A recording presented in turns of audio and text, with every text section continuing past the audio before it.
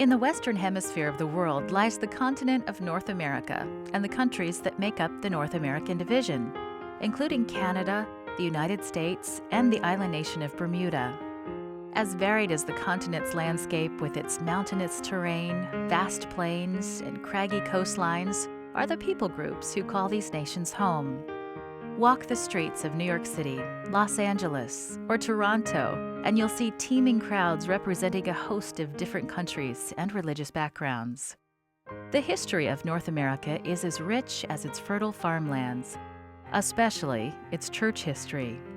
For it was here that the Seventh-day Adventist Church sprung up, took root, and grew into a mighty movement that would sweep the world. In the rural towns of New York and New England, in the northeastern United States, William Miller preached of Christ's imminent return. Ellen White had her first vision, and a small group of believers toiled relentlessly to share God's message of mercy with a dying world. Early pioneers such as James and Ellen White, Joseph Bates, Jan Andrews, and Anna Knight faced bitter disappointment, lost possessions and friends, and endured harrowing journeys. Some even faced an early grave, but no sacrifice was too great. Burdened to share God's present truth, they embodied the missionary spirit that would become the motivating force behind the Seventh-day Adventist denomination. Today, the church in North America may best be known for its outstanding educational and healthcare systems. Each, in its own way, is fulfilling Christ's commission to tell the world about His love. The North American division has approximately 1,000 elementary schools, 400 daycare centers, and 14 colleges and universities. Combined, these schools enroll about 100,000 students and employ 10,000 teachers. Larry Blackmer, Vice President for Education in North America, is spearheading ways for every child in Adventist schools to be personally involved in mission. Working with union education directors, he's developed a program for students K through 12 to raise $85,000. These funds will be used to feed 90 child-led families in South Africa who have lost their parents to AIDS. We want something to happen every single year. We want this to be an integral part of Adventist education, not an add-on. We want every child to not only think about the children in South Africa, but the children in Rwanda, and the children in Angola, and the children in Peru and other places. That hunger is something that happens everywhere, and that we need to be part of that process. Florida Hospital, located in the southeastern United States, is helping to fulfill the mission of the Seventh-day Adventist Church by touching hearts one life at a time. In addition to offering high-quality health care, their mission is to minister to the emotional and spiritual needs of their patients, revealing that God is a loving and gracious Father who places infinite value on every person. Not only are Adventist institutions fulfilling the Great Commission, church members and pastors are sharing God's love in all sorts of ways. As a result, hundreds of new churches are being planted across North America. Marty Schneider coordinates the Seeds Church Planting and Church Works conferences for the NAD Evangelism Institute. Here in North America, evangelism is growing and becoming stronger because our members are becoming involved. Our pastors are getting excited about it. We are working through public evangelism, but not only public, personal, friendship evangelism, small groups. And church planting is on that evangelistic team as well. Since 1995, Seeds has helped plant more than 1,700 churches. That may seem like a lot, but in 2006, there were only 17 Adventist churches and companies for every million people in North America. Sometimes we talk about, let's plant a mega church, a big church, or let's grow our churches.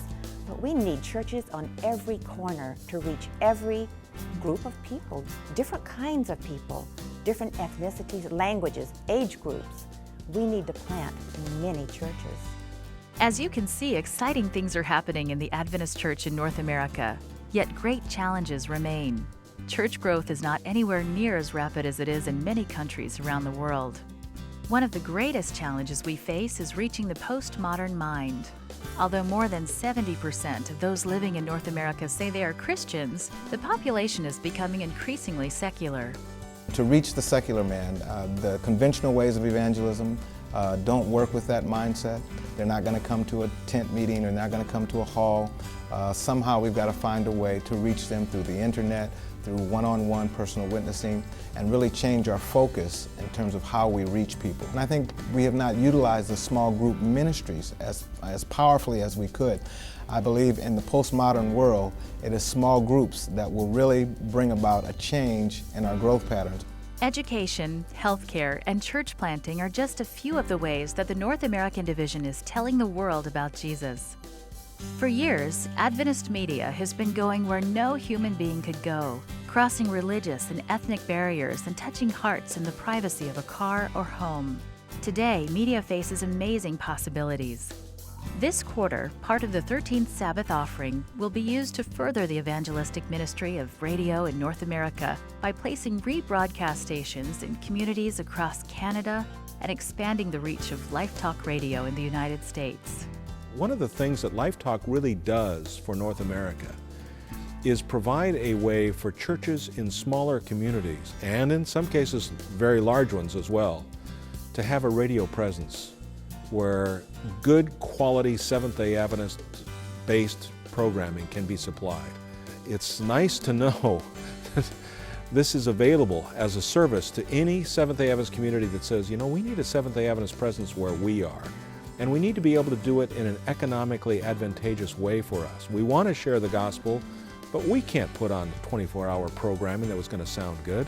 Well, guess what? Through the Seventh-day Adventist Church, you can. Since the early 1920s, VOAR has been broadcasting a Christian radio signal in St. John's, Newfoundland. VOAR is the only Adventist radio station in Canada, and for years was one of only 2 Christian stations in the country. Until recently, Canadian laws were very restrictive when it came to religious broadcasting. But it is now possible to rebroadcast the VOAR signal across all of Canada through low-cost repeaters. This is a fantastic opportunity for sharing the good news.